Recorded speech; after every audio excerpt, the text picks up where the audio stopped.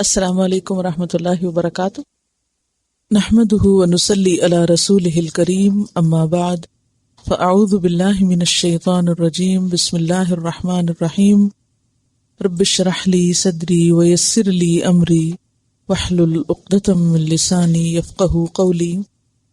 آیت 73 سے تفسیر۔ وَإِلَىٰ ثَمُودَ أَخَاهُمْ صَالِحًا، اور سمود کی طرف ان کے بھائی صالح علیہ السلام کو مبعوث کیا گیا۔ صالح علیہ السلام، صالح بن عبید ان کا نام تھا، سمود ان کے ایک جد امجد کا نام تھا، یعنی یہ قوم اپنے دادا سمود کی طرف منسوب ہوئی، اور سمود جو تھے وہ عاد کی اولاد میں سے تھے، اور عاد جو تھے وہ نوح علیہ السلام کی اولاد میں سے تھے۔ سمود کے لوگ عربی قبیلہ تھے اور ہجر کے علاقے میں رہتے تھے۔ اب سے تقریباً 6000 سال قبل یہ لوگ اس علاقے میں آباد تھے، 6000 years ago۔ موجودہ علاقہ خیبر جو ہے اس سے تقریباً 115 مائلز شمال مغرب کی طرف یہ لوگ بستے تھے، تبوک کے قریب۔ تو ان میں صالح علیہ السلام مبعوث ہوئے۔ قال، انہوں نے کہا، یا قوم اعبدوا اللہ، اے میری قوم عبادت کرو اللہ کی، ما لکم، نہیں تمہارے لیے، من الہ، کوئی الہ، غیرہ، اس کے سوا۔ صالح علیہ السلام کی دعوت بھی وہی تھی جو باقی تمام پیغمبروں کی تھی۔ دنیا میں جتنے بھی پیغمبر آئے ان سب نے لوگوں کو ایک اللہ کی عبادت کی طرف بلایا۔ سورۃ النحل آیت 36 میں آتا ہے، وَلَقَدْ بَعَثْنَا فِي كُلِّ أُمَّةٍ رَسُولًا أَنِ اعْبُدُوا اللَّهَ وَاجْتَنِبُوا الطَّاغُوتَ، اور ہم نے ہر امت میں ایک رسول بھیجا جس نے یہی کہا کہ لوگو اللہ کی عبادت کرو اور طاغوت سے اجتناب کرو۔ سورۃ الانبیاء آیت 25 میں آتا ہے، وَمَا أَرْسَلْنَا مِن قَبْلِكَ مِن رَّسُولٍ إِلَّا نُوحِي إِلَيْهِ أَنَّهُ لَا إِلَٰهَ إِلَّا أَنَا فَاعْبُدُونِی، کہ ہم نے آپ سے پہلے جو بھی کوئی رسول بھیجا اس کی طرف ہم نے یہی وحی کی کہ میرے سوا کوئی الہ نہیں، بس میری ہی بندگی کرو۔ گویا تمام پیغمبر ایک ہی پیغام لے کر آئے، ایک ہی سبق یاد دلاتے رہے اپنی اپنی قوم کو، اور وہ سبق کیا تھا کہ ایک اللہ کی عبادت کرو، کیونکہ اللہ نے بندوں کو پیدا ہی اپنی عبادت کے لیے کیا۔ وما خلقت الجن والانس الا لیعبدون۔ تو یہ انداز ہر پیغمبر کی دعوت میں آپ کو ملے گا کہ یا قوم اعبدوا اللہ ما لکم من الہ غیرہ، قد جاءتکم، تحقیق آ چکی تمہارے پاس، بینۃ، واضح دلیل، ظاہری نشانیاں، کھلی کھلی نشانی، من ربکم، تمہارے رب کی طرف سے۔ یہ نشانی کس لیے تھی؟ یہ بتانے کے لیے کہ صالح ایک سچے نبی ہیں اور اللہ کے بھیجے ہوئے ہیں۔ اور وہ نشانی اور وہ معجزہ، ہذہ ناقۃ اللہ، یہ اللہ کی اونٹنی ہے، لکم، تمہارے لیے، آیتن، ایک نشانی کے طور پر، اور یہ نشانی ان کے مطالبے پر ان کو فراہم کی گئی تھی۔ اس قوم نے اپنے پیغمبر سے کہا تھا کہ ہم تجھے مانیں گے جب اگر تو پہاڑ میں سے، چٹان میں سے ایک اونٹنی نکال کے دکھائے۔ اونٹنی نکل آئی اللہ کے اذن سے، کھلی نشانی سامنے آ گئی، لیکن ساتھ ہی وہ اونٹنی ایک آزمائش ان کے لیے بن گئی کہ وہ بہت زیادہ پانی پیتی تھی۔ بالآخر انہوں نے اس کو مار ڈالا اور اللہ کا عذاب ان پر آ گیا۔ پیغمبر نے انہیں پہلے ہی وارن کر دیا تھا کہ یہ اونٹنی کوئی معمولی اونٹنی نہیں، یہ اللہ کی طرف سے تمہارے لیے ایک نشانی کے طور پر آئی ہے۔ فَذَرُوهَا، بس اس کو چھوڑ دو، تأکل فی ارض اللہ، کہ اللہ کی زمین میں کھاتی رہے، ولا تمسوها، اور نہ تم چھونا اس کو، بسوء، ساتھ برائی کے، یعنی بری نیت کے یا برے فعل کے، اس کو تکلیف نہ دینا، نقصان نہ پہنچانا، ورنہ فیأخذکم، پھر پکڑ لے گا تم کو، عذاب علیم، دردناک عذاب۔ سورۃ القمر میں بھی اللہ سبحانہ تعالیٰ فرماتے ہیں کہ انا مرسل الناقۃ فتنۃ لہم، کہ ہم بھیجنے والے ہیں ایک اونٹنی ان کے لیے آزمائش کے طور پر، فتنۃ لہم، فارتقبہم واصطبر، وَنَبِّئْهُمْ أَنَّ الْمَاءَ قِسْمَةٌ بَيْنَهُمْ كُلُّ شِرْبٍ مُحْتَضَرٍ. سورۃ الشعراء میں آتا ہے 155 میں هَذِهِ نَاقَةٌ لَهَا شِرْبٌ وَلَكُمْ شِرْبُ يَوْمٍ مَعْلُومٍ. اب ہوا یہ کہ جب یہ اونٹنی پانی زیادہ پیتی تھی تو پھر دن مقرر کر دیے گئے، ایک دن کا سارا پانی اونٹنی لیتی اور دوسرے دن پھر قوم پانی لے سکتی. اب یہ چیز ان کے لیے ناقابل برداشت تھی. انسان زندگی میں بعض اوقات بعض چیزوں کی تمنا کرتا ہے اور پھر وہی چیز اس کے لیے ایک فتنہ بن جاتی ہے یا آزمائش بن جاتی ہے. بہرحال اس اونٹنی کے ذریعے اس قوم کو آزمایا گیا اور نتیجہ کیا نکلا کہ ان کی قوم کے ایک شخص نے اس کو مار ڈالا اور پھر وہ عذاب ان پہ آ گیا جس کی اللہ نے انہیں خبر دی تھی. وَلَا تَمَسُّوهَا بِسُوءٍ فَيَأْخُذَكُمْ عَذَابٌ أَلِيمٌ. وَاذْكُرُوا، اور یاد کرو، اِذْ جَعَلَكُمْ خُلَفَاءَ، جب اس نے بنایا تم کو جانشین، بعد میں آنے والا، من بعد عاد، قوم عاد کے بعد. عاد کے بعد تمہیں زمین پر خلیفہ بنایا، اور جیسے کہ پہلے میں نے ذکر کیا کہ یہ عاد کی اولاد میں سے تھے، یعنی عاد کی اولاد میں سے سمود تھے اور پھر سمود کی اولاد میں سے یہ قوم تھی. وَبَوَّأَكُمْ فِي الْأَرْضِ، اور اس نے ٹھکانہ دیا تم کو زمین میں، یعنی ہجر کے علاقے میں. یہاں زمین سے مراد وہ علاقہ جہاں یہ بس رہے تھے. تتخذون، تم بنا لیتے ہو، من سہولہا، اس کے میدانوں میں. سہول سہل کی جمع ہے، سہل کہتے ہیں نرم جگہ کو، میدانی علاقہ. پتھریلے علاقے کے مقابلے میں، پہاڑی علاقے کے مقابلے میں میدانی علاقہ نرم ہوتا ہے. پہاڑی علاقے میں سب کام مشکل ہوتے ہیں. تم بنا لیتے ہو اس کے میدانوں میں قصوراً، محلات، مینشنز، ولاز، بڑے بڑے گھر. وَتَنْحِتُونَ الْجِبَالَ بُيُوتًا، وَتَنْحِتُونَ، اور تم تراشتے ہو. تنحتون کا روٹ ہے نون ہیتے، پتھر تراشنا. الجبالہ، پہاڑوں کو.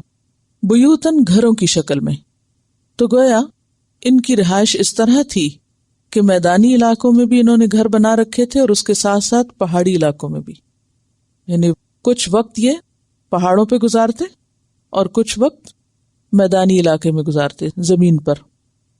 اس سے یہ پتہ چلتا ہے کہ اس قوم کے اندر مادی خوشحالی تھی، ورنہ تو ایک گھر بنانا بھی مشکل ہوتا ہے، اور ان کے ہر طرح کے گھر تھے. اور آپ دیکھیے کہ پہاڑوں کو اور چٹانوں کو تراش کے اس کے اندر گھر بنانا، اور جس کے آثار اب تک موجود ہیں. بہت سی ایسی تصویریں ملتی ہیں، انشاءاللہ کسی موقع پر آپ کو پریزنٹیشن دکھائیں گے، کہ جس میں حیرت ہوتی ہے کہ کس طرح انہوں نے پورے پہاڑ کو اس طرح کھودا، اس طریقے اور اس ترتیب کے ساتھ کہ وہ ایک مکان کی شکل دھار گیا. اسی کے اندر کمرے اور اسی کے اندر اوپر نیچے کی فلورز. تو اس سے پتہ چلتا ہے کہ اگر یہ پہاڑ تراش سکتے تھے تو اس کے لیے لازمی طور پر پھر یہ میتھمیٹکس جانتے ہوں گے، ریاضی جانتے ہوں گے، انجینئرنگ میں ماہر ہوں گے. تب آپ دیکھیے کہ 6000 سال پہلے ایسی قوم کہ جو دنیاوی ترقی اور دنیاوی خوشحالی کی پیک پر تھی، ان کے پاس جب پیغمبر آئے تو انہوں نے کیا ری ایکشن ظاہر کیا. انہوں نے کہا فَاذْكُرُوا آلَاءَ اللَّهِ، پس یاد کرو اللہ کی نعمتوں کو. پیچھے بھی یہ بات گزری ہے کہ اللہ کی نعمتوں کو یاد کرو تاکہ تم کامیاب ہو سکو. یہاں بھی یہی بات دہرائی گئی. فَاذْكُرُوا آلَاءَ اللَّهِ وَلَا تَعْثَوْا فِي الْأَرْضِ مُفْسِدِينَ، اور نہ تم فساد کرو زمین میں مفسد بن کر. تعثو کا لفظ جو ہے یہ بھی فساد کے لیے استعمال ہوتا ہے، اور اس کے 2 روٹس ہیں. ایک ہے عین یہ ثا عیثن. عیث کا لفظ اگر ہو تو یہ حصی فساد کے لیے ہوتا ہے. حصی فساد کیا ہوتا ہے؟ جو سامنے نظر آتا ہے، مثلا عمارتوں کو تباہ کرنا، درختوں کو کاٹنا، کھیتیاں اجاڑنا، آگ لگانا، جلاؤ گھراؤ، یہ سب کیا ہے؟ حصی فساد ہے. اور اگر عین سے یہ سے ہو تو وہ ذہنی فساد، ذہنی بگاڑ. لا تعثوا فی الارض دونوں معنی ہو سکتے ہیں، یعنی ظاہری فساد بھی نہ کرو اور ذہنی بگاڑ بھی نہ پیدا کرو. اور حقیقت یہ ہے کہ ظاہری فساد یا حصی فساد نتیجہ ہوتا ہے ذہنی بگاڑ کا، کیونکہ جب ذہن بگڑتے ہیں، سوچ بگڑتی ہے، تو پھر ہر طرف بدامنی ہو جاتی ہے. تو مفسد بن کر زمین میں فساد نہ کرو۔ قال الملأ الذین استکبروا، کہا سرداروں نے، وہ جنہوں نے تکبر کیا تھا، من قومہ، اس کی قوم میں سے، للذین، ان لوگوں سے، استضعفوا، جو کمزور بنا کر رکھے گئے تھے، لمن آمنا، واسطے ان کے جو ایمان لائے، منہم، ان میں سے۔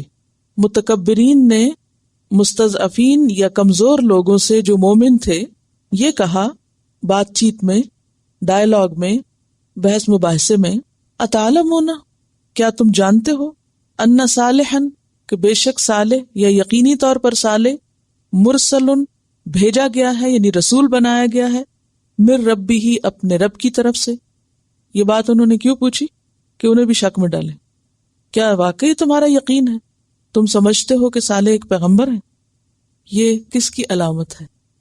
ذہنی بگاڑ کی، فساد کی، منفی سوچ کے حامل افراد دوسروں کو بھی یہی جراثیم لگاتے ہیں اور ان کے دل میں بھی شکوک و شبہات پیدا کرتے ہیں۔ دین کے معاملے میں ذہنی فساد کیا ہوتا ہے؟ ایسی ساری کوششیں جو لوگوں کو دین سے دور کریں، دین کے بارے میں شک میں ڈال دیں۔ تو یہاں پر متکبرین یا بڑے لوگ دین پہ چلنے والوں کے ذہن میں شک ڈال رہے تھے۔ اتعلمون ان صالحا مرسل من ربی، قالو، انہوں نے کہا، کنہوں نے؟ مستضعفین مسلمانوں نے، کمزور مسلمانوں نے، انا، بے شک ہم، بما، ساتھ اس کے جو، ارسل بہ، وہ بھیجا گیا ہے ساتھ اس کے، مؤمنون، ایمان لانے والے ہیں۔ کس چیز کے ساتھ وہ بھیجے گئے تھے؟ نشانی کے ساتھ بھی اور پیغامات کے ساتھ۔ جو اللہ تعالیٰ کے پیغامات وہ ہمیں پہنچا رہے ہیں، ہم ان سب کو مانتے ہیں، کیونکہ پیغمبر جو کچھ بھی پیش کرے سب کو ماننا ضروری ہے۔ اگر ان میں سے کسی ایک بات کا بھی انکار کر دیا جائے تو وہ سارے مانے ہوئے کو بھی نقصان دیتا ہے، وہ کفر شمار ہوتا ہے۔ اصل میں یہ صالح علیہ السلام کو کوئی اہمیت نہیں دیتے تھے اور نہ ہی ان کی باتوں کو، اور ان کو یہ جھوٹا اور انتہائی شریر انسان تصور کرتے تھے کہ اس نے آ کے ہمارے ملک میں فساد کر دیا ہے، اس کی باتوں سے بگاڑ ہو گیا ہے۔ جیسے آج بھی آپ دیکھیں کہ اگر کوئی شخص لوگوں کو دین کی طرف بلائے تو عموماً لوگ کیا سمجھتے ہیں کہ اس کی اس دعوت سے انتشار پھیل رہا ہے، گھروں میں کانفلکٹس ہو رہے ہیں، ایک دوسرے سے سوچ جو ہے وہ ٹکرا رہی ہے، کلیشز ہو رہے ہیں۔ تو وہ بھی کیا کہتے تھے کہ کیا واقعی یہ پیغمبر ہے کہ جس کی باتوں سے ہمارا چین اٹھ گیا ہے؟ اور سورۃ القمر میں آتا ہے اَأُلْقِيَ الذِّكْرُ عَلَيْهِ مِن بَيْنِنَا، ہم سب کو چھوڑ کے یا ہمارے درمیان میں سے ہم اتنے بڑے بڑے لوگ ہیں، اتنے انٹلیکچوئلز ہیں، اتنے سمجھدار ہیں، دنیا کے اتنے اعلیٰ مقامات پہ پہنچے ہوئے ہیں، ہمیں کیوں نہیں چنا گیا اس کام کے لیے؟ کیا اسی پہ نصیحت آنی تھی، اسی پہ رسالت آنی تھی؟ بل ہوا کذاب اشر، بلکہ یہ تو پرلے درجے کا جھوٹا ہے، یعنی وہ پیغمبر کو جھوٹا بتاتے تھے، اسی لیے وہ کہتے کہ کیا تمہیں واقعی یقین ہے کہ وہ رسول ہے؟ تو جو ایمان لائے ہوئے تھے اور اپنے ایمان میں سچے تھے، ان کا جواب کیا ہوتا؟ وہ ان کی باتوں میں نہیں آتے تھے۔ دیکھیے کسی کے جھوٹے پروپیگنڈے میں کون آتا ہے؟ جو خود شیکی ہو، جس کے اپنے اندر ایمان کمزور ہو، اور جس کا اپنا ایمان مضبوط ہو اس پہ دوسروں کی جھوٹی باتیں کچھ اثر نہیں کرتی۔ تو اس پر قال الذین استکبروا، تکبر کرنے والے کہنے لگے، انا بالذی آمنتم بہ کافرون، کہ جس پہ تم ایمان لائے ہو ہم اس کو نہیں مانتے، ہم اس کا انکار کرنے والے ہیں۔ فعقروا الناقۃ، تو انہوں نے ذبح کر دیا اونٹنی کو۔ عقرہ کا لفظ عقر سے ہے، عین قاف رے، جس کا لفظی معنی ہوتا ہے زخمی کرنا۔ پاؤں کے پٹھوں کے لیے بھی عقر کا لفظ استعمال ہوتا ہے۔ تو کہا جاتا ہے کہ ان کی قوم کا ایک شخص جس کا نام قدار بن سالف تھا، اس نے اونٹنی کے پہلے پاؤں کاٹے، یعنی نیچے سے اس کی رگیں کاٹ دی، جس کے نتیجے میں اونٹنی گر گئی، پھر اس کو مار ڈالا۔ مارا ایک نے تھا لیکن کہا یہ جا رہا فعقروہ، ان سب نے مار ڈالا۔ کیوں؟ سب کی ہمدردیاں اس کے ساتھ تھی، سب اس پہ خوش تھے. تو اس سے کیا پتہ چلتا ہے کہ جب کوئی شخص کسی غلط کام پر خوش ہو اور غلط کار شخص کی تعریف کرے اور غلط کرنے والے کو اپریشیٹ کرے، انکریج کرے، تو وہ اس کے گناہ میں شریک ہو جاتا ہے، خواہ وہ خود نہ بھی کرے. اسی طرح اگر کوئی شخص اچھا کام کر رہا ہو اور دوسرے اس کی مدد کریں اس اچھائی میں، خواہ زبان سے یا کسی بھی طریقے سے، خواہ عملی طور پر پورے طرح نہ بھی شریک ہوں، اگر دلی طور پر یا ذہنی طور پر یا زبان سے بھی وہ تائید کریں، اچھائی کی تعریف کریں، اچھائی کو ریکگنائز کریں، تو وہ بھی اس اچھائی میں پورے شریک ہو جاتے ہیں. اور جو اچھا کام کرنے والوں کو اجر ملتا ہے ان کو بھی ملتا ہے.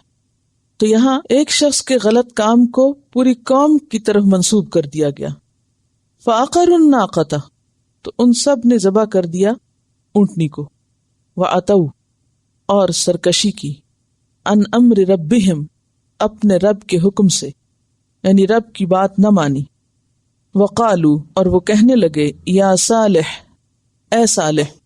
اب انداز میں کتنی جفا ہے، پیغمبر ہے، معزز ہے، اللہ کا چنا ہوا ہے، اور یہ کس انداز سے پکار رہے ہیں، یا صالح ائتنا بما تعدنا، لے آؤ ہم پر جس کا تم ہم سے وعدہ کرتے ہو.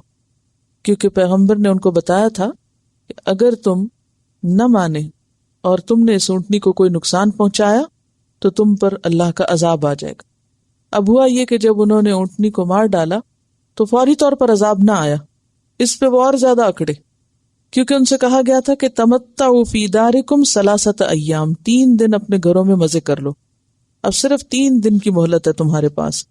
ذالک وعد غیر مکذوب، یہ ایسا مقرر وقت ہے جو جھوٹا نہ ہوگا، یعنی بالکل سچی بات ہے، یہ سچ ثابت ہوگا. یہ سب سورۃ ہود آیت 65 میں آتا ہے.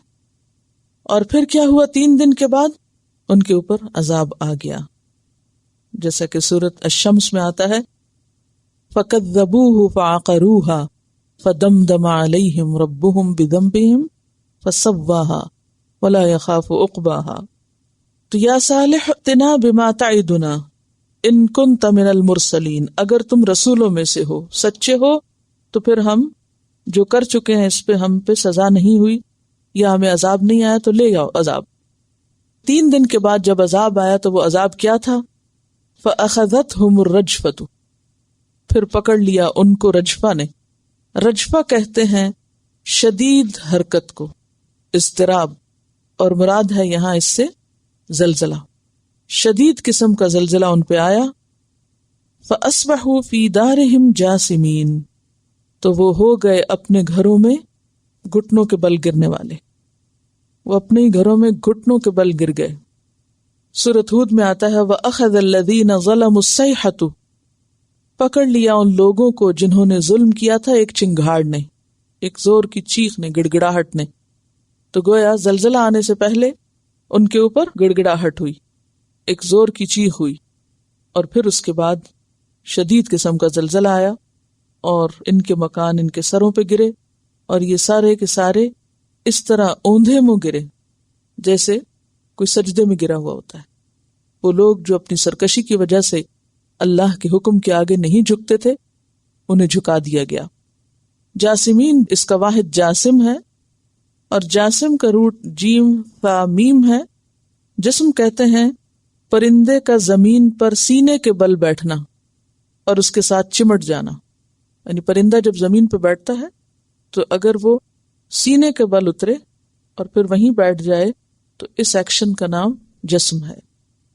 کہتے ہیں کہ یہ زلزلہ تقریباً 500 کلومیٹر لمبے اور 150 کلومیٹر چوڑے علاقے پر آیا تھا، اور آج بھی اس علاقے کے پہاڑ ٹکڑوں میں ہیں، یعنی کاش ہیں، کاشیں ہو گئی پہاڑوں کی.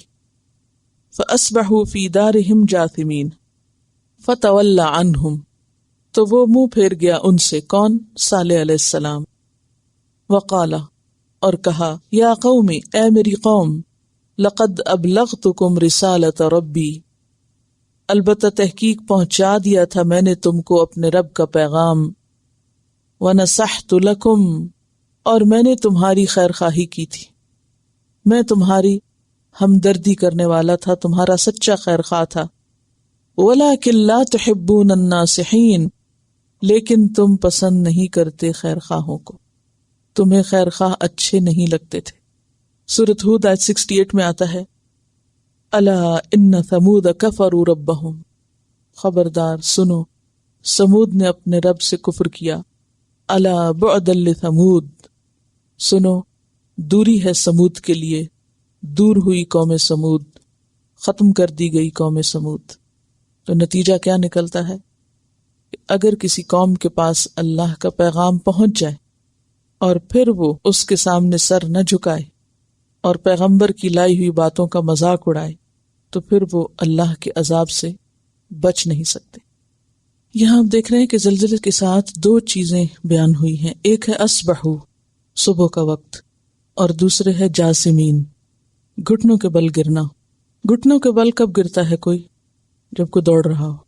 یقیناً جب زلزلہ آیا ہوگا تو گھبرا کے اٹھے ہوں گے اور بھاگنے لگے ہوں گے، اور بھاگتے بھاگتے زمین کی حرکت اور تیز جب ہوئی ہوگی تو وہ اپنے منہ کے بل گرے ہوں گے۔ قوم عاد کے بارے میں کیا کہا؟ وہ اس طرح پچھڑے پڑے تھے، ایسے لیٹے ہوئے تھے گویا کھجور کے تنے گرے پڑے ہوں۔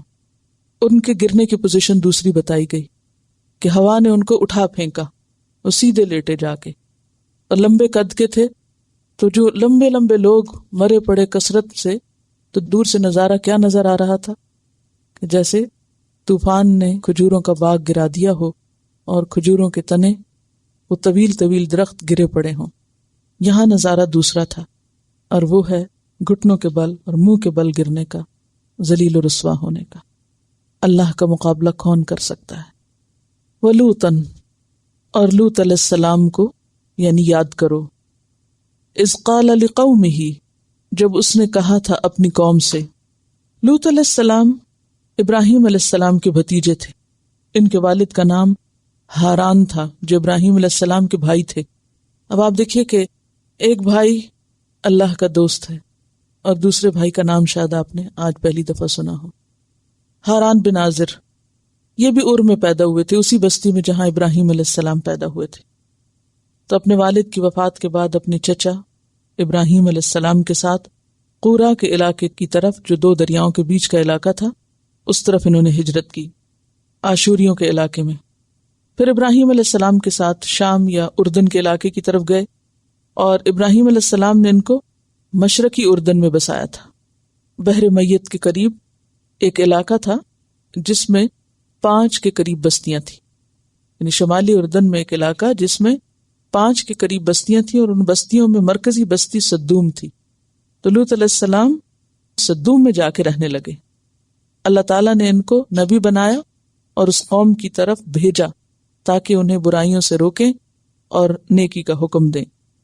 اور لوط علیہ السلام کی اس ہجرت کا ذکر قرآن پاک میں بھی آتا ہے، سورۃ العنکبوت آیت 26 میں آتا ہے فآمن لہ لوط، یعنی ابراہیم علیہ السلام کو باقی لوگوں نے نہیں مانا، پوری قوم میں سے کسی نے آپ کا اقرار نہیں کیا، لیکن لوط علیہ السلام جو آپ کے بھتیجے تھے وہ آپ پر ایمان لے آئے۔ لہٰذا جب ہجرت ہوئی تو صرف یہ 2 لوگ ہی تھے۔ وقال انی مہاجر الی ربی، انہوں نے بھی کیا کہا کہ میں اپنے رب کی طرف ہجرت کرنے والا ہوں۔ اور یہ ابراہیم علیہ السلام کے ساتھ ساتھ رہے مختلف علاقوں میں جب وہ ہجرت کر کے جا رہے تھے، قورا کے علاقے، پھر مصر کے علاقے، پھر شام کے علاقے میں، بالآخر یہ شام یعنی اردن کے علاقے میں مبعوث ہوئے۔ تو انہوں نے اپنی قوم کو سمجھایا اور کہا اتأتون الفاحشۃ، کیا تم آتے ہو فاحشہ کو، کیا تم ارتکاب کرتے ہو فاحشہ کا، اور فاحشہ کہتے ہیں کھلی برائی کو، اور یہاں اشارہ ہے ہم جنسیت کی طرف، یعنی ہوموسیکشوالٹی کی طرف۔ بہت سے لوگ اس عمل کو لواطت بھی کہتے ہیں، لیکن اس کی نسبت پھر لوط علیہ السلام کی طرف ہو جاتی ہے، اس لیے بہتر ہے کہ یا تو اس کو بستی کی طرف نسبت دی جائے، سوڈومی جس کو کہتے ہیں، صدوم سے ہی ہے یہ، یا پھر ہوموسیکشوالٹی یا ہم جنسیت کہا جا سکتا ہے۔ تو یہاں فاحشہ سے مراد سوڈومی ہے۔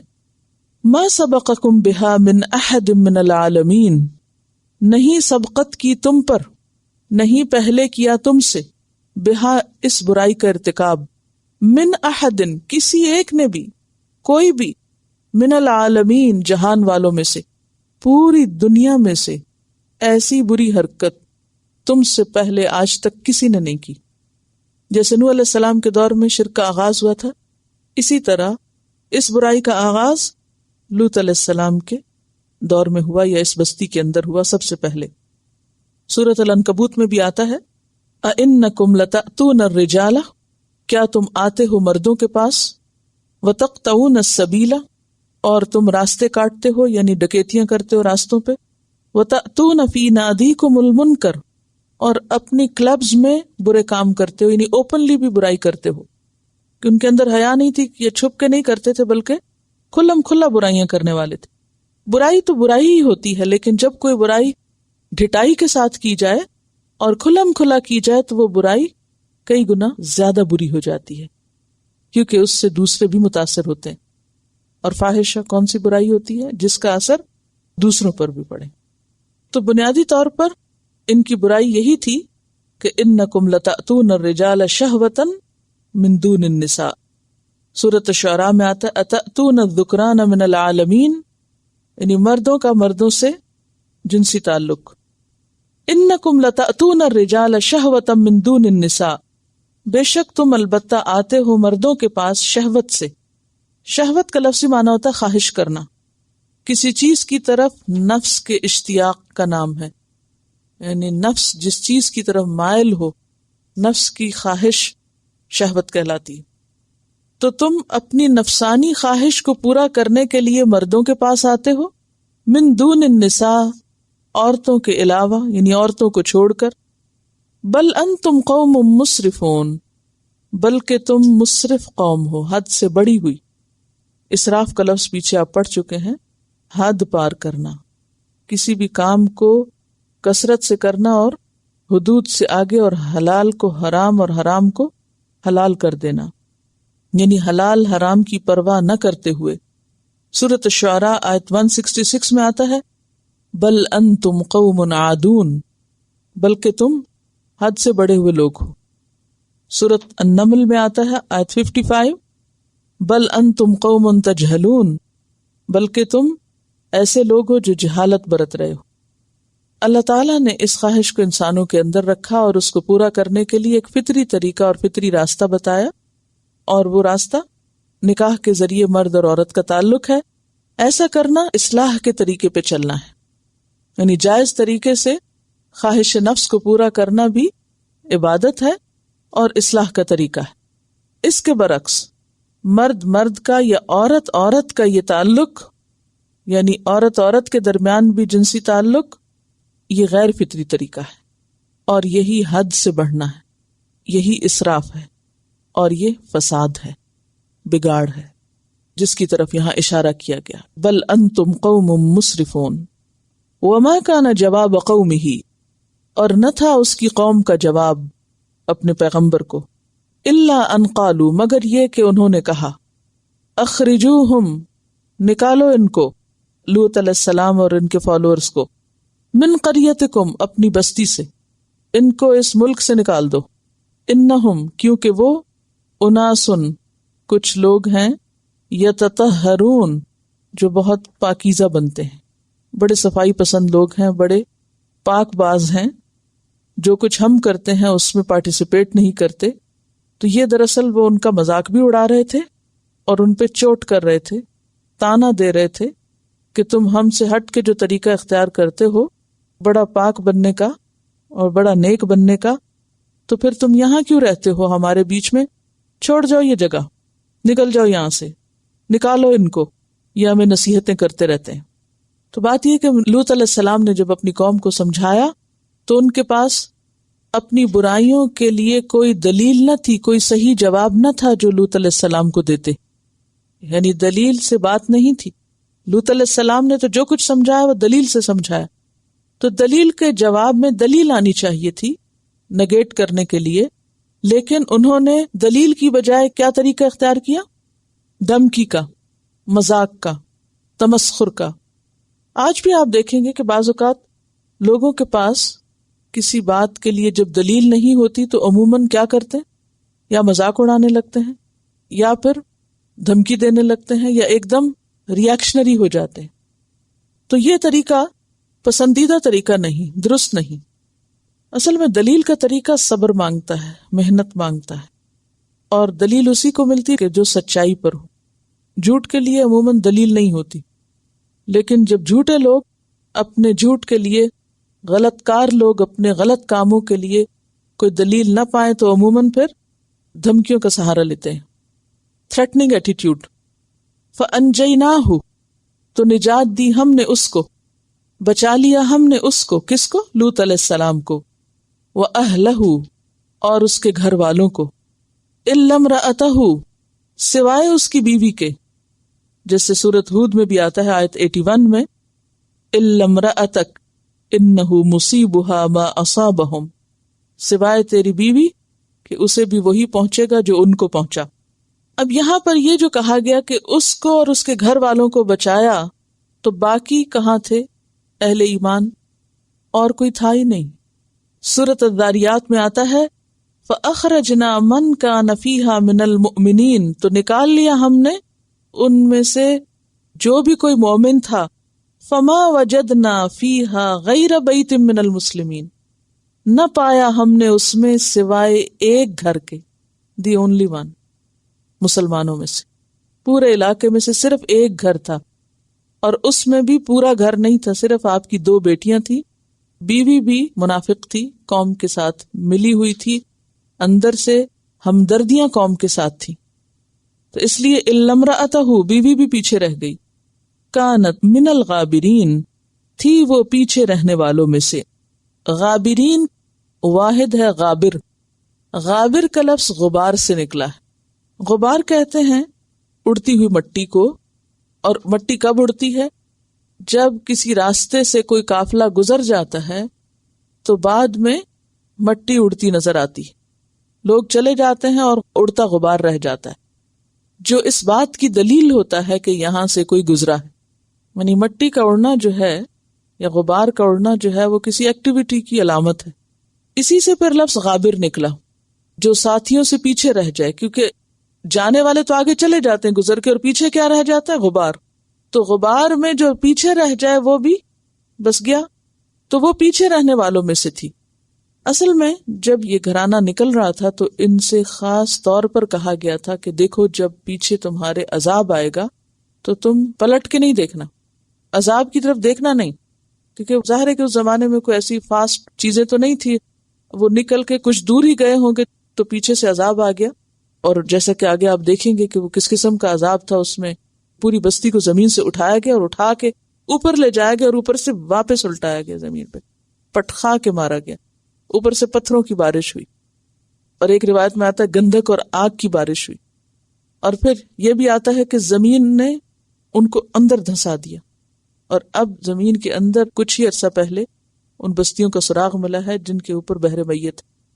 کہتے تقریباً 400 کلومیٹر زمین اندر دھسی، جس سے سمندر وہاں سے ایک طرح سے نکل آیا، کیونکہ اس علاقے میں کوئی سمندر نہیں ہے، بحر میت جس کو کہتے ہیں، ڈیڈ سی جو ہے. اور اب اس بستی کی جو علامات اور آثار ہیں وہ پانی کے اندر ملے ہیں کہ ہاں واقعی اس علاقے میں آبادی تھی اور وہ اس طرح تباہ ہوئی. تو بیوی نکلی ساتھ، لیکن جو ہی پیچھے سے وہ چیخ پکار شروع ہوئی تو ہمدردیاں دل کی چونکہ ان کے ساتھ تھی، اس لیے پلٹ کے دیکھا اور ایک پتھر آ کے اس پہ پڑا اور وہ بھی وہیں راستے میں رہ گئی، ساتھ نہ جا سکی.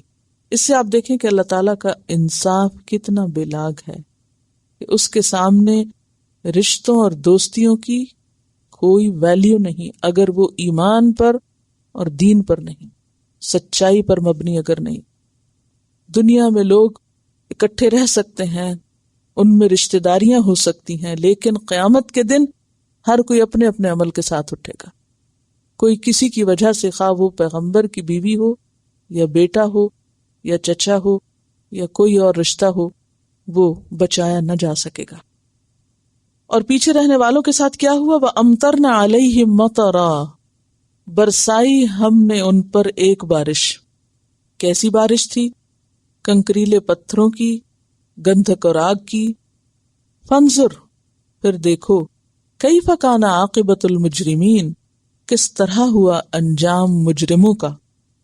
اس انجام کی تفصیل قرآن پاک کی دیگر آیات میں آتی ہے کہ کس طرح ہوا انجام مجرموں کا. سورۃ الحجر میں آتا ہے فجعلنا عالیہا سافلہا، ہم نے اس کا اوپر والا حصہ اس کے نیچے کر دیا اور نیچے کا اوپر کر دیا، یعنی بالکل ان کو الٹا دیا، کیونکہ انہوں نے بھی فطرت کے طریقے کو الٹایا تھا نا۔ وَأَمْطَرْنَا عَلَيْهِمْ حِجَارَةً مِّن سِجِّيلٍ، اور برسائی ہم نے ان پر بارش پکی ہوئی مٹی کے کنکروں کی، حِجَارَةً مِّن سِجِّيلٍ۔ سورۃ الذاریات میں آتا ہے لِنُرْسِلَ عَلَيْهِمْ حِجَارَةً مِّن طِينٍ، یعنی مٹی کے پتھر تھے بنیادی طور پر، پکی ہوئی مٹی کے۔ سورۃ الفرقان آیت 40 میں آتا ہے وَلَقَدْ أَتَوْا عَلَى الْقَرْيَةِ الَّتِي أُمْطِرَتْ مَطَرَ السَّوْءِ، وہ آئے اس بستی کے پاس جس پر بری برسات ہوئی تھی، یعنی بری بارش برسائی گئی تھی۔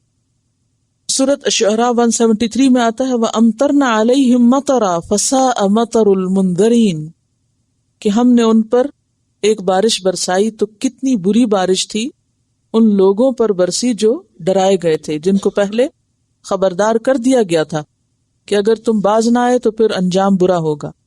اور یہ جو آگ اور گندھک کی بات ہے یہ بائبل کا بیان ہے کہ اللہ تعالیٰ نے سدوم اور عمورہ پر گندھک اور آگ آسمان سے برسائی، گندھک سلفر کو کہتے، اور ابراہیم نے دیکھا کہ زمین پر سے دھواں اٹھ رہا ہے جیسے بھٹی کا دھواں ہو، یعنی دھواں بھی چھایا، اندھیرا بھی چھایا۔ فانظر کیف کان عاقبۃ المجرمین، یہ تھا مجرموں کا انجام۔ وَإِلَى مَدْيَنَ أَخَاهُمْ شُعَيْبًا، اور مدین کی طرف ان کے بھائی شعیب علیہ السلام کو بھیجا۔ مدین ایک قبیلے کا نام ہے جو ابراہیم علیہ السلام کے بیٹے مدیان کی طرف منسوب ہے۔ مدین کے لوگ مشرقی اردن کے باشندے تھے اور حجاز کے علاقے میں خلیج عقبہ کے کنارے بستے تھے، ریڈ سی کے پاس، بحر احمر کے قریب ساحلی علاقے پر بسنے والے لوگ تھے۔ ابتدا میں یہ لوگ دین ابراہیمی پر تھے، یعنی توحید پر تھے، پیغمبر کی اولاد تھے، نیک لوگ تھے، لیکن 500 سال میں ان کے اندر بگاڑ آ گیا، یعنی جو جو وقت گزرتا گیا دین کی بنیادیں کمزور ہوتی گئیں اور ان کی نسل بگڑ گئی۔ تجارت پیشہ لوگ تھے اور ہر طرح کی خرابیوں میں مبتلا ہو گئے۔ اللہ تعالیٰ نے ان کی طرف شعیب علیہ السلام کو بھیجا۔ شعیب علیہ السلام کا نام شعیب بن میکیل بن یشجر تھا۔ ان کا ذکر قرآن پاک میں 11 بار آتا ہے۔ یہ موسیٰ علیہ السلام سے پہلے مبعوث ہوئے تھے، کیونکہ آگے آپ پڑھیں گے کہ ان پیغمبروں کا ذکر کرنے کے بعد اللہ تعالیٰ فرماتے ہیں ثم بعثنا من بعدهم موسیٰ، کہ ان کے بعد ہم نے موسیٰ کو بھیجا تھا علیہ السلام۔ شعیب علیہ السلام کو خطیب الانبیاء کا لقب بھی دیا گیا۔ بہت زبردست طریقے سے یہ اپنی قوم کو خطاب کرتے تھے اور اچھی طرح سمجھاتے تھے، لیکن لوگ سمجھ کر نہ دیے۔ قال یا قوم اعبدوا اللہ، کہا ہے میری قوم اللہ کی عبادت کرو۔ ما لکم من الہ غیرہ، تمہارے لیے اس کے سوا کوئی الہ نہیں۔ قد جاءتکم بینۃ من ربکم، تحقیق آ چکی تمہارے پاس ایک بینہ تمہارے رب کی طرف سے، اور بینہ کہتے ہیں کھلی دلیل کو، یعنی دلائل موجود ہیں آپ کی رسالت کے۔ فأوفوا الکیلہ، پس پورا کرو ناپ کو، یعنی پورا پورا پیمانہ بھر کے دو۔ والمیزانہ، اور تول کو، یعنی ناپ اور تول درست طریقے سے کرو۔ ولا تبخسوا الناس اشیاءہم، اور نہ تم کم کر کے دو لوگوں کو ان کی چیزیں۔ تبخسو کا لفظ بخس سے ہے، بے خیسین، بخس، کمی کرنا کسی کے حق میں، اور یہاں خاص طور پر چیزوں میں، یعنی حصی معنی میں۔ ویسے بخس جو ہے وہ حصی اور معنوی دونوں کمیوں کے لیے آتا ہے۔ مثلا ناپ تول میں کمی کے لیے بھی بخس آتا ہے اور لوگوں کے حقوق میں کمی کے لیے بھی آتا ہے۔ مثلا جیسے بڑوں کا ادب کرنا لازم ہے، تو ادب نہ کرنا کیا ہے؟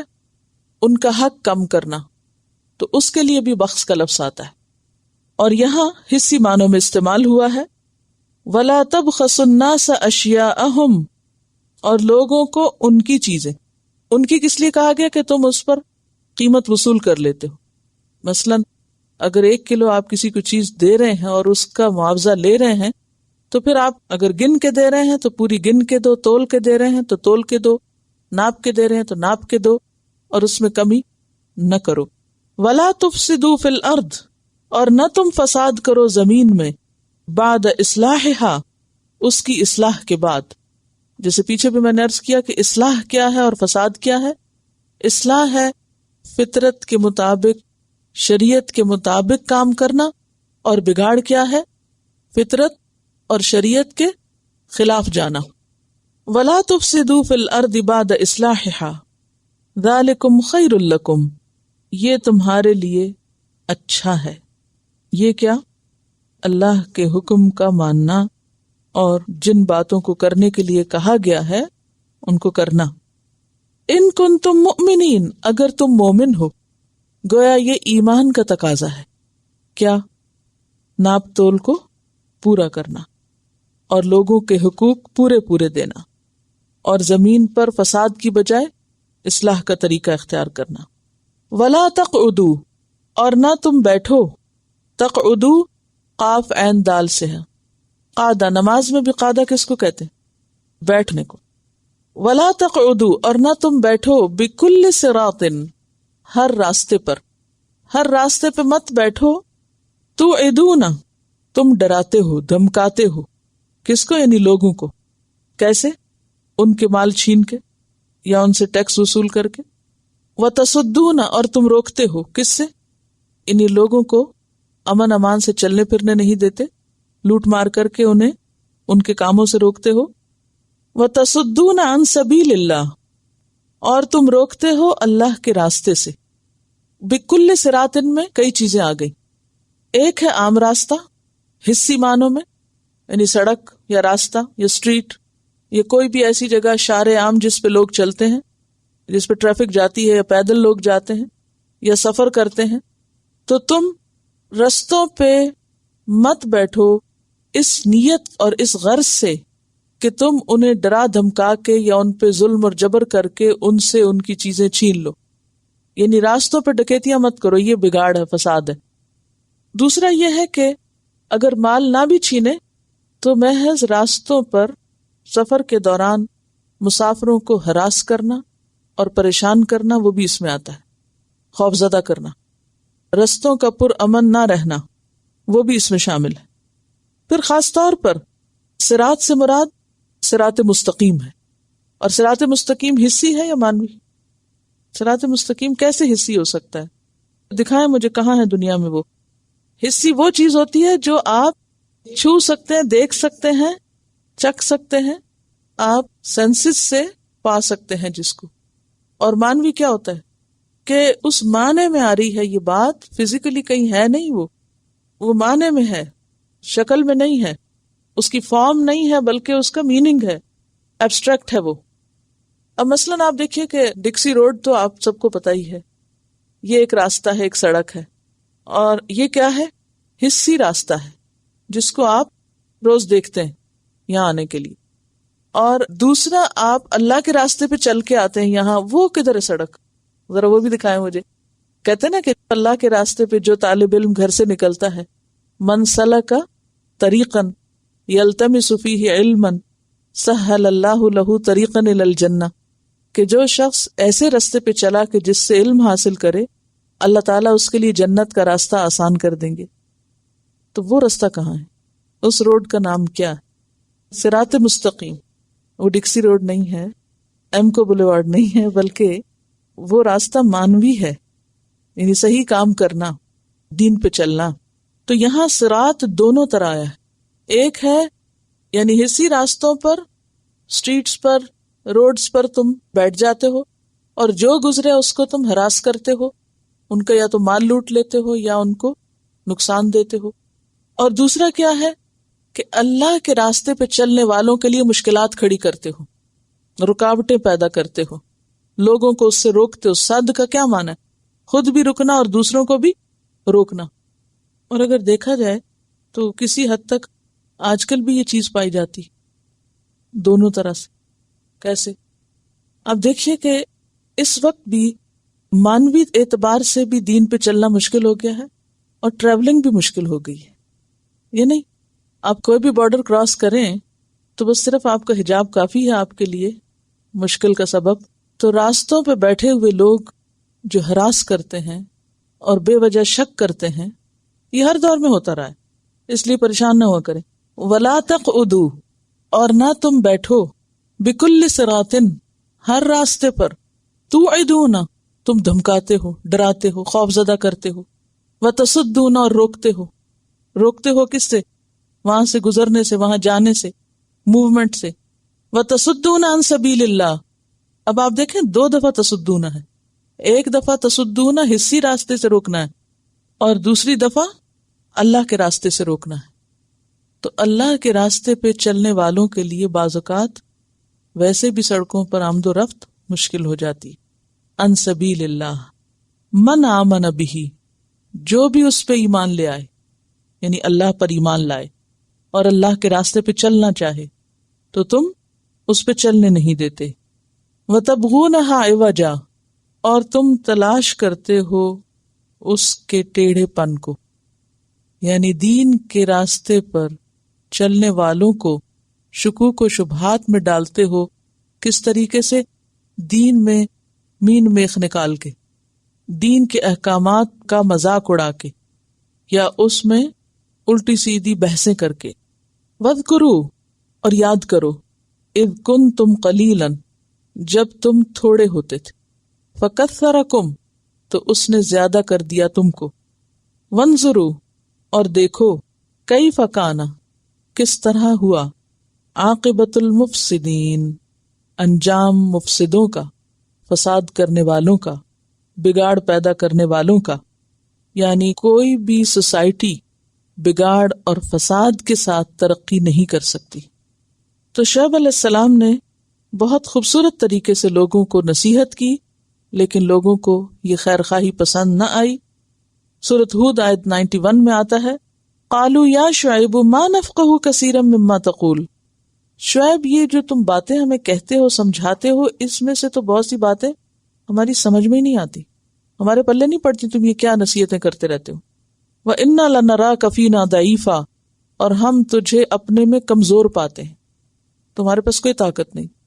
وَلَوْلَا رَحْتُكَ، اور اگر تیری یہ برادری نہ ہوتی، لَرَجَمْنَاكَ، تو ہم تجھے رجم کر ڈالتے، سنگسار کر دیتے.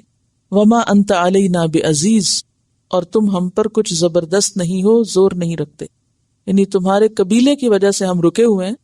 جیسا کہ پہلے میں نے عرض کیا کہ یہ عرب قبیلہ تھا، اور یہ عربوں کے ہاں جو قبائلی سسٹم تھا ابتدا سے ہی، اس میں خاص طور پر اگر کوئی شخص آپ کے قبیلے میں سے ہو، خواہ وہ غلط بھی ہو، تو قبیلے کا نظام آپ سے تقاضا کرتا تھا کہ آپ اس کی ہمدردی کریں، ساتھ دیں.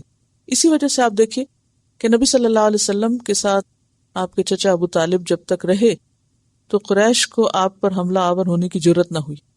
ان کے فوت ہونے کے بعد پھر انہوں نے اس طرح کے منصوبے بنائے کہ مل جل کر بہت سے قبیلے یکا یک آپ پر حملہ آور ہوں اور آپ کو ختم کر دیں. اس کے بعد پھر ہجرت ہوئی. تو جیسے شروع میں نے بتایا تھا کہ پیغمبروں کے یہ واقعات اور قصے اس لیے بیان کیے جا رہے ہیں تاکہ نمبر 1 لوگوں کو عبرت ہو، نصیحت ہو، سبق حاصل ہو، اور نمبر 2 نبی صلی اللہ علیہ وسلم کے دل کو تسلی ہو کہ آپ کے رستے میں جو مشکلات آ رہی ہیں وہ نئی چیز نہیں ہے. ہر دور میں ایسا ہی ہوتا رہا ہے کہ جو بھی دین پر چلا یا جس نے بھی لوگوں کو دین کے راستے کی طرف بلایا، اس کے راستے میں رکاوٹیں کھڑی کی گئیں، لیکن انجام ہمیشہ پیغمبروں اور ان کے ماننے والوں ہی کے حق میں بہتر ہوا. وَإِن كَانَ طَائِفَةٌ مِّنكُمْ، اور اگر ہے ایک گروہ تم میں سے، آمنو، ایمان لایا، بالذی، ساتھ اس کے، جو ارسلت بہ، میں بھیجا گیا ہوں ساتھ اس کے، وطائفتن، اور ایک گروہ، لم یؤمنو، نہیں ایمان لایا، فاصبروا، تو صبر کرو، حتی یحکم اللہ بیننا، یہاں تک کہ فیصلہ کر دے ہمارے درمیان اللہ، وہو خیر الحاکمین، اور وہ بہترین فیصلہ کرنے والوں میں سے. تو اس سے کیا پتہ چلتا ہے کہ پیغمبر نے اپنے لوگوں کو تسلی دی. کس بات پر؟ کہ ایک گروہ میری بات پر ایمان لے آیا اور ایک نہیں مانا، تو تم صبر کرو، کیونکہ جب بھی کسی معاشرے کے اندر اللہ کا پیغام عام کیا جاتا ہے تو ہمیشہ لوگ 2 گروہوں میں بٹ جاتے ہیں. کون سے؟ ایک ماننے والا اور ایک نہ ماننے والا. پھر ہوتا یہ ہے کہ دونوں کے درمیان ایک کلیش اور ایک کشمکش شروع ہو جاتی، اور ہر ایک اپنے آپ کو حق پر ثابت کرنے کی کوشش کرتا ہے. اب نتیجہ کیسے پتا چلے کہ کون سچا تھا اور کون نہیں؟ تو اس کی طرف یہاں اشارہ ہے کہ اگر ایک گروہ تم میں سے ایمان لے آیا ہے اور ایک گروہ نہیں مانا، تو اے ماننے والو کیا کرو؟ فاصبروا، صبر کرو، حتی یحکم اللہ بیننا، یہاں تک کہ اللہ ہمارے درمیان فیصلہ کر دے، یعنی ماننے اور نہ ماننے والوں کے سچ اور جھوٹ کو الگ الگ کر دے. وہو خیر الحاکمین. اسی مضمون کو سورۃ یونس آیت 109 میں دہرایا گیا، واتبع ما یوحی الیک واصبر حتی یحکم اللہ وہو خیر الحاکمین. پارہ نمبر 9. قال الملأ الذین استکبروا من قومہ، کہنے لگے سردار یا وہ لوگ جنہوں نے تکبر کیا تھا اس کی قوم میں سے. کس کی؟ شعیب علیہ السلام کی قوم میں سے. لَنُخْرِجَنَّكَ يَا شُعَيْبُ، البتہ ہم ضرور نکال دیں گے تجھ کو اے شعیب، تمہیں اس بستی سے باہر نکال دیں گے، تمہیں اس ملک سے باہر نکال دیں گے، کیونکہ تم ہمیں بہت نصیحتیں کرتے ہو. وَالَّذِينَ آمَنُوا مَعَكَ، اور ان لوگوں کو بھی جو ایمان لائے تیرے ساتھ، من قریتنا، اپنی بستی سے، کیونکہ وہ تھریٹنڈ فیل کر رہے تھے. او لتعودن فی ملتنا، یا البتہ تمہیں ضرور لوٹنا ہوگا ہماری ملت میں، ہمارے طریقے میں، ہمارے دین میں. یا تو تمہیں نکلنا ہوگا یا پھر اسیمیلیٹ کرنا ہوگا، اسی کلچر اور اسی طریقے کو اڈاپٹ کرنا ہوگا، اور اگر تم اس کو نہیں اڈاپٹ کرتے تو یہاں نہیں رہ سکتے. قال اولو کننا کارہین، تو شعیب علیہ السلام کہنے لگے خواہ ہم ناپسند کرنے والے ہوں، خواہ ہمیں یہ سب کچھ اچھا نہ بھی لگے، پھر بھی تم ہم پہ جبر کرو گے کہ ہم تمہارے طریقے پہ چلیں. اور یہاں استفہام انکار کے لیے ہے. استفہام کا کیا معنی ہوتا ہے؟ سوال. اولو، یہ کس کے لیے ہے؟ انکار کے لیے. یعنی یہ نہیں ہو سکتا کہ ہم تمہاری بات مان لیں، ہم اس بات کو سخت ناپسند کرتے ہیں کہ اللہ کے دین کو چھوڑ کر کسی اور طریقے کو اختیار کریں. ایک حدیث میں آتا ہے کہ ایمان کا مزہ چکھ لیا اس شخص نے، ایمان کی لذت، مٹھاس پا لی اس نے، جس کے اندر ایمان لا کر کفر کی طرف پلٹنا ایسا ہی ہو جیسے آگ میں ڈالا جانا. یعنی اگر کوئی شخص ایمان لا کر کفر کی طرف پلٹے تو وہ اس کے لیے ایسا ناگوار ہو جیسے کوئی آگ میں اس کو پھینک رہا ہے. تو جس کے اندر ایمان کی اتنی محبت ہو کہ وہ کسی بھی قیمت پر اپنا ایمان نہ چھوڑنا چاہے، تو وہی دراصل ایمان کا لطف اٹھاتا ہے، ایمان کا مزہ پاتا ہے. رہے ڈاواں ڈول قسم کے لوگ کہ اگر اچھے حالات ہوئے تو مومن ہیں، اور اگر حالات میں کچھ مشکل ہو گئی، کوئی آزمائش آ گئی، تو پھر دین کو خیر بات کہہ دیا، سب چھوڑ دیا. اور کارہین کا لفظ کارہ سے ہے، کارہن، اور کارہ کا روٹ ہے کاف رے ہے، بیرونی دباؤ سے مجبور ہو کر، یعنی پریشر سے مجبور ہو کر ناگوار چیز کو برداشت کرنا. ناگوار کیا ہوتی؟ جو پسند نہیں، یعنی ناپسندیدہ چیز کو برداشت کرنا مجبوری کے ساتھ، یعنی پیئر پریشر. قد افترینا علی اللہ کذبا، تحقیق گھڑ لیا ہم نے اللہ پہ جھوٹ. ان عدنا فی ملتکم، اگر ہم لوٹے تمہارے دین میں، تم ہمارا دین پلٹنا چاہتے ہو اور ہمیں دور جاہلیت کے طریقوں پہ لانا چاہتے ہو، اگر ہم تمہاری بات مان لیں تو یہ ایسا ہی ہے گویا ہم نے اللہ پر جھوٹ گھڑا. وہ کیسے؟ اس کو اللہ کے اوپر جھوٹ گھڑنا سے کیوں تعبیر کیا جا رہا ہے؟ یعنی اگر ہم اصلی دین، سچا دین چھوڑ کر کفر کی طرف پلٹ جائیں، اور جس چیز کی تم ہمیں دعوت دے رہے ہو کہ ہماری بستی میں رہنا ہے، ہمارے ملک میں رہنا ہے، تو ہم جیسے بن کے رہو، خواہ تمہیں پسند ہے یا نہیں. تو نے کہا کہ اگر تو ہم تمہاری بات مان لیں تو اس کا مطلب یہ ہے کہ اب تک ہم جو کچھ کہتے رہے وہ سب جھوٹ تھا، وہ سب غلط تھا. کیونکہ اگر وہ صحیح تھا تو پھر صحیح طریقہ تو نہیں چھوڑا جا سکتا کبھی بھی، نہ کسی کے پریشر سے اور نہ کسی لالچ سے.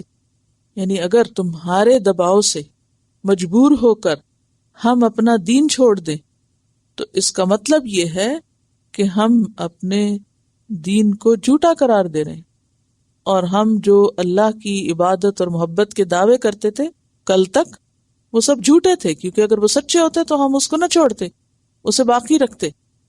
بعد اذ نجانا اللہ منہا، بعد اس کے جب کہ نجات دے دی ہمیں اللہ نے اس سے. کس سے؟ اس دور جاہلیت سے. وما یکون لنا، اور نہیں ہے ہمارے لیے، ان نعود فیہا، کہ ہم اس میں پلٹیں. کیا نہیں ہے؟ یعنی جائز نہیں. دور اسلام کے بعد دور جاہلیت میں پلٹنا ہمارے لیے درست ہی نہیں، جائز ہی نہیں. الا، مگر یہ کہ ان یشاء اللہ ربنا، چاہے اللہ جو رب ہے ہمارا. ہاں اگر اللہ یہ چاہتا ہے تو اور بات ہے. اگر اللہ کی یہی مرضی ہے اور ہم تمہارے مقابلے میں کامیاب نہیں ہو پاتے، ہمارا بس نہیں چلتا، تو وہ ایک اور بات ہے. ورنہ ہم خود کبھی بھی یہ نہیں چاہیں گے. کیا؟ کہ ہم تمہارے میں گم ہو جائیں اور غلط طریقوں کو اختیار کر لیں. وسع ربنا کل شیء علما، وسیع ہے، چھایا ہوا ہے، ربنا ہمارا رب، کل شیء ہر چیز پر، علما علم کے اعتبار سے. ہمارا رب علم کے اعتبار سے ہر چیز پر حاوی ہے. کیا معنی اس کا؟ کہ وہ ہر چیز کے بارے میں خوب جانتا ہے. اس کا علم ہر چیز کو گھیرے میں لیے ہوئے، وہ کسی بھی بات سے بے خبر نہیں.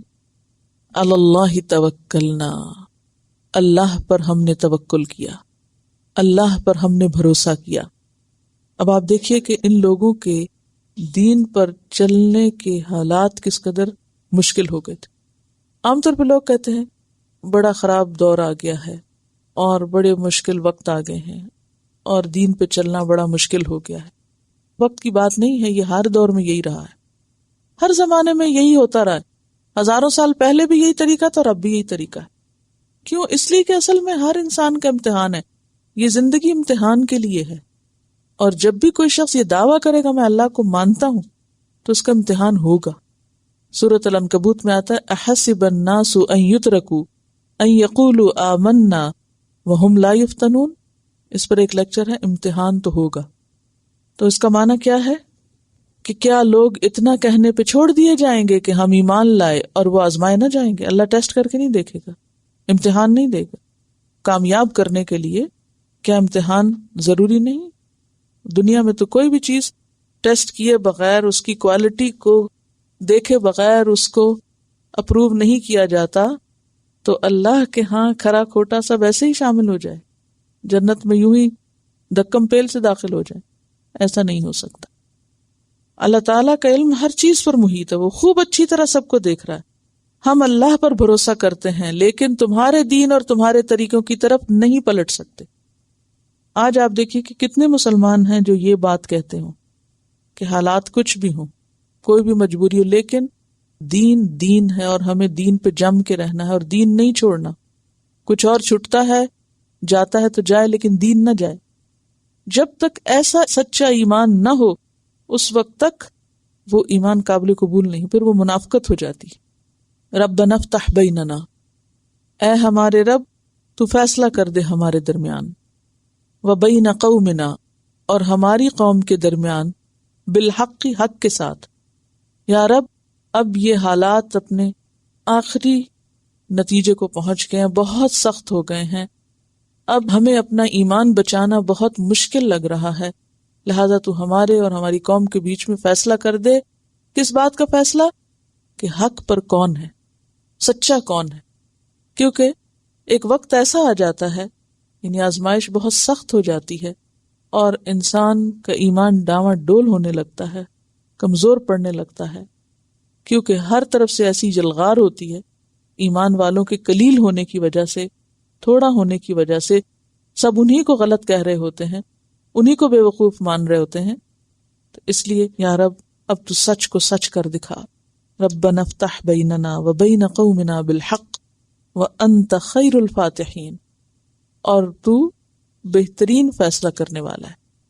حاکمین، بہترین فیصلہ کرے گا کہ کون سچا ہے اور کون جھوٹا ہے. اب یہ کشمکش چل رہی ہے، بحث مباحثہ جاری ہے کہ وقال الملأ الذین کفروا. اب یہاں بھی سردار اور کرتا دھرتا لوگ، سوسائٹی کی جو ایلیٹ ہے وہی آگے آگے ہے، پیش پیش ہے مخالفت میں. تو سرداروں میں سے جن لوگوں نے کفر کیا، من قوم ہی، اس کی قوم میں سے، انہوں نے کیا کہا؟ لئن اتبعتم شعیبا، البتہ اگر تم نے پیروی کی شعیب علیہ السلام کی، انکم اذا لخاسرون، بے شک تم تب البتہ خسارے میں ہوگے۔ اگر تم نے شعیب کی بات مانی تو تم بڑے نقصان اٹھاؤ گے۔ کیوں؟ یہ کیوں بتاتے تھے کہ شعیب کی باتیں ماننے میں بڑا نقصان ہے؟ کیونکہ یہ تجارت پیشہ قوم تھی، اور شعیب علیہ السلام کی تعلیم کیا تھی کہ جھوٹ، فریب، دھوکہ دہی اور ناپ تول میں کمی، ان چیزوں سے پرہیز کرو۔ تو وہ یہ سوچتے تھے کہ اگر ہم اس کی مان لیں تو یہ کاروبار چل ہی نہیں سکتے، اگر ہم ملاوٹ نہ کریں تو کاروبار کیسے چلے، اگر ہم ناپ تول میں ڈنڈی نہ ماریں تو بات کیسے بنے، اس طرح تو ہمارا پروفٹ مارجن بہت کم ہو جائے گا اور پھر ہم سروائیو نہیں کر سکتے۔ اس لیے انہیں شعیب علیہ السلام کی یہ باتیں سمجھ میں نہیں آتی تھی، اور ان باتوں کو وہ ناسمجھی اور نقصان کی علامت سمجھتے تھے۔ کہتے تھے کہ اے قوم، اگر تم نے شعیب کی بات مانی تو سراسر نقصان اٹھاؤ گے، سارا بزنس بیٹھ جائے گا، بینکرپٹ ہو جاؤ گے۔ فَأَخَذَتْهُمُ الرَّجْفَةُ، تو پکڑ لیا ان کو زلزلے نے۔ اب آپ دیکھیے، پیغمبر آئے ہیں، دعوت دی ہے، سمجھایا ہے، مخالفت ہوئی، اور مخالفت اپنی پیک کو پہنچ گئی۔ آخر کار پیغمبر اور ان کے ساتھیوں نے دعا کی کہ یا رب اب تو ہمیں بچا۔ تو اللہ کا غضب ان پہ برسا اور انہیں زلزلے نے پکڑ لیا۔ فَأَخَذَتْهُمُ الرَّجْفَةُ فَأَصْبَحُوا فِي دَارِهِمْ جَاثِمِينَ، تو صبح کی انہوں نے اپنے گھروں میں گھٹنوں کے بل۔ پھر آپ دیکھیے زلزلہ اور صبح اور جاسمین، گھٹنوں کے بل گرے ہوئے۔ سورۃ العنکبوت میں آتا ہے فَكَذَّبُوهُ فَأَخَذَتْهُمُ الرَّجْفَةُ فَأَصْبَحُوا فِي دَارِهِمْ جَاثِمِينَ۔ سورۃ ہود میں آتا ہے وَلَمَّا جَاءَ أَمْرُنَا، اور جب ہمارا حکم آ گیا، ہمارا فیصلہ آ گیا، نَجَّيْنَا شُعَيْبًا وَالَّذِينَ آمَنُوا مَعَهُ بِرَحْمَةٍ مِنَّا، تو ہم نے نجات دے دی، بچا لیا شعیب اور ان لوگوں کو جو اس کے ساتھ ایمان لائے تھے اپنی رحمت کے ساتھ۔ وَأَخَذَتِ الَّذِينَ ظَلَمُوا الصَّيْحَةُ، اور ظالموں کو ایک چنگھاڑ نے پکڑا۔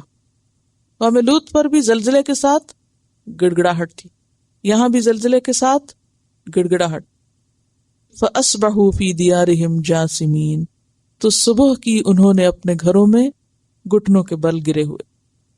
سورۃ ہود آیت 95 میں آتا ہے كَأَن لَّمْ يَغْنَوْا فِيهَا، گویا کہ وہ کبھی اس میں بسے ہی نہ تھے۔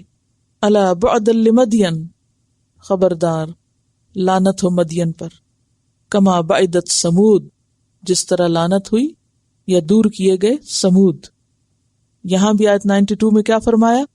الذین کذبوا شعیبا، وہ لوگ جنہوں نے شعیب علیہ السلام کو جھٹلا دیا، اس کی بات نہ مانی، وہ اس طرح ہو گئے زلزلے کے بعد کأن لم یغنوا فیہا، گویا کہ وہ کبھی وہاں بسے ہی نہ تھے، کبھی آباد ہی نہ ہوئے تھے۔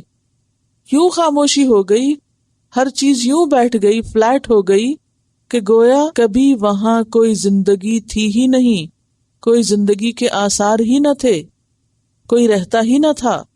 الذین کذبوا شعیبا، وہ لوگ جنہوں نے شعیب علیہ السلام کو جھٹلایا، کانوا ھم الخاسرین، تھے وہی نقصان اٹھانے والے۔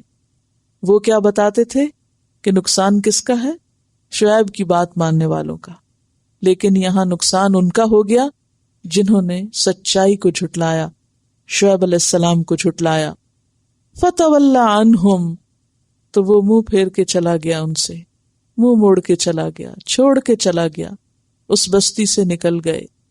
وقالا، اور کہہ گئے، یا قوم، اے میری قوم، لقد ابلغتکم رسالات ربی، البتہ تحقیق پہنچائے تھے میں نے تم کو اپنے رب کے پیغامات، ونصحت لکم، اور میں نے تمہیں نصیحت کر دی تھی، تمہاری خیر خواہی کر دی تھی، لیکن تمہیں خیر خواہی اچھی نہ لگی۔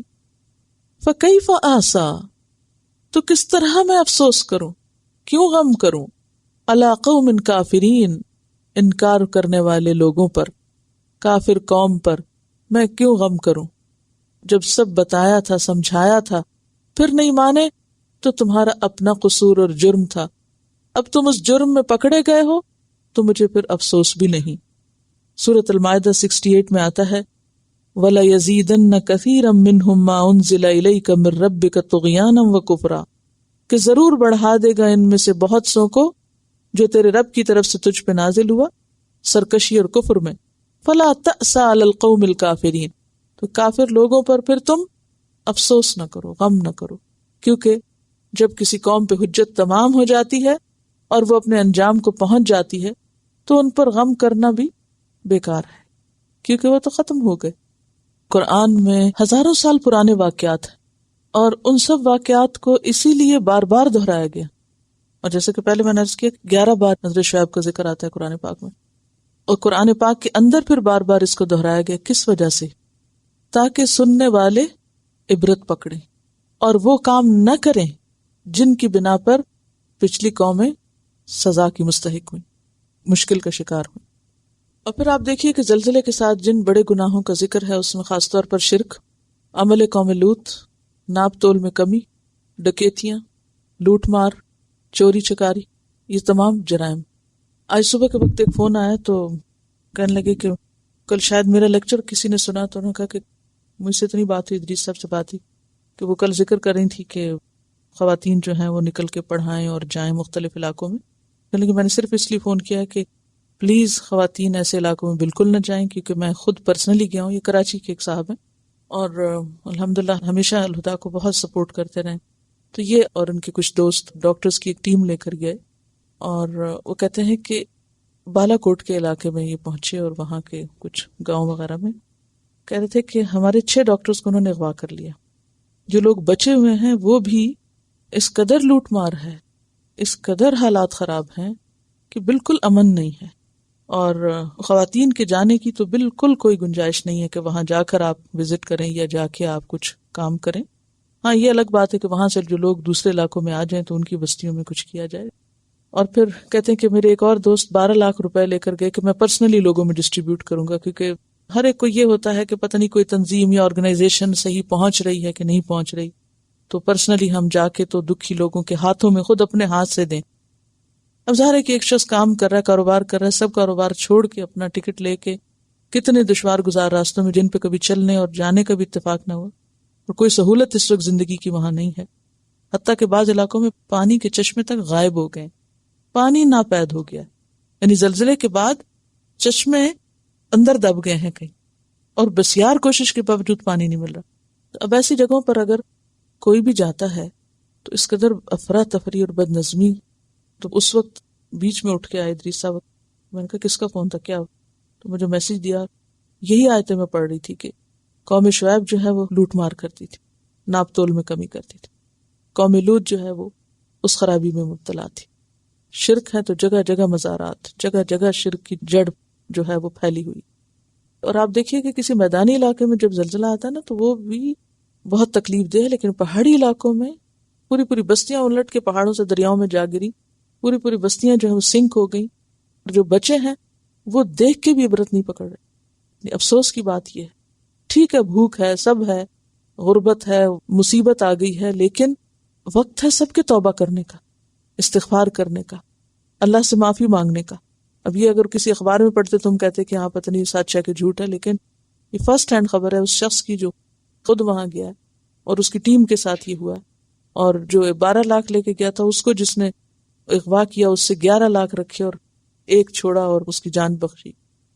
اور پھر وہ کہتے ہیں کہ ایک اور چیز جو بتائی کہ پرسنلی ہم نے پوچھا کہ یہاں کیا ہوتا تھا، وہ کہہ رہے تھے کہ رمضان کے دن میں، یعنی ایک دن پہلے جو روزہ تھا، دن میں کئی ہوٹلوں میں شراب پی جا رہی تھی، اور فلاں جگہیں جو تھی انہوں نے کچھ جگہوں کے نام بتائے کہ یہ تو برائی کے گڑھ بنے ہوئے تھے، اور پھر ہم ساتھ مسلمان بھی کہلائیں اپنے آپ کو، اور برائیوں کی بھی ہم حد کو پہنچ جائیں، اور پھر اگر کوئی مصیبت آئے تو کہیں کہ یہ مت کہو کہ یہ کوئی ہمارے لیے وارننگ ہے، اس میں ہم نے کیا کیا ہے۔ ابھی بھی لوگ کہتے ہیں کیا ہے، تو یہ اللہ کی رحمت تھوڑی ہے، یہ وارننگ ہے ان کے لیے جو بچ گئے ہیں، ان کے لیے ایک سبق ہے کہ وہ اپنے آپ کو پرکھیں اور اپنی غلطیوں کو پہچانیں اور توبہ استغفار کریں۔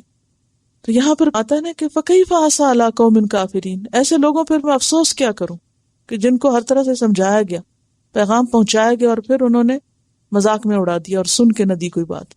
کہ الا ان یشاء اللہ رب العالمین کی بیچ میں جو بات آتی ہے کہ اگر اللہ چاہے تو تبھی ہم اس راستے پہ قائم رہ سکتے ہیں، تو اس کا مطلب یہ ہے کہ جو لوگ ہدایت پر بھی ہوں انہیں بھی کسی طرح اپنے نیکی کے اوپر فخر اور غرور نہیں کرنا چاہیے کہ وہ تو بہت خراب لوگ تھے، ہم بڑے نیک لوگ ہیں، ہم پتہ نہیں کہاں کھڑے ہیں، اور اگر ہمیں تھوڑی بہت کہیں توبہ استغفار کی توفیق ہو بھی تو وہ بھی اللہ ہی کی توفیق اور مدد کے ساتھ ہے، اپنا کسی کا بھی کوئی کمال نہیں ہے۔